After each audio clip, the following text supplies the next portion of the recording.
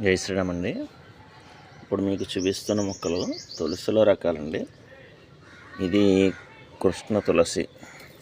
మీకు ఆనమల పడడానికి ఈజీ ఏంటంటే కాడ నల్లగా ఉంటుంది.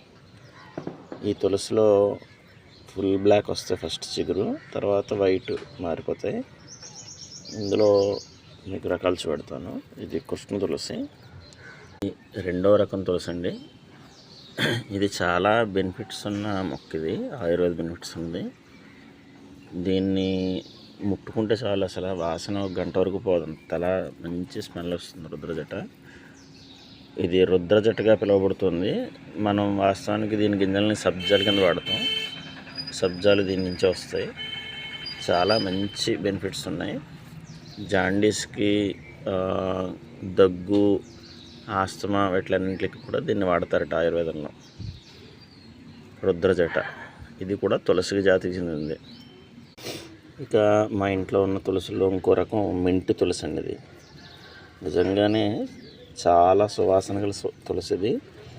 ఇది పెప్పర్మెంట్ ఎలా వాసన వస్తుందో అచ్చంగా అదే వాసన వస్తుంది.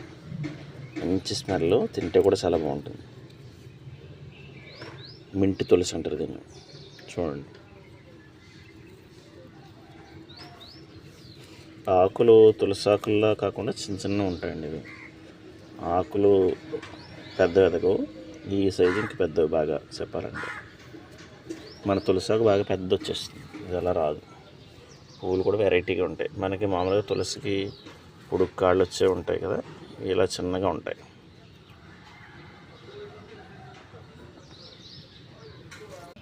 ఇది రెగ్యులర్ అండి, మనకి లక్ష్మీ తులసి అంటాం.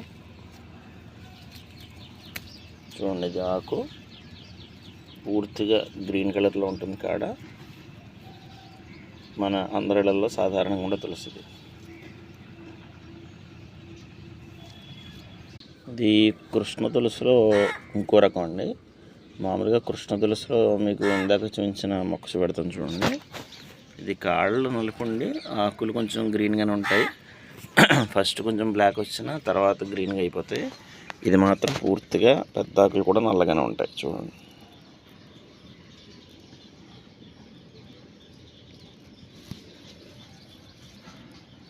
సరే డిఫరెంట్.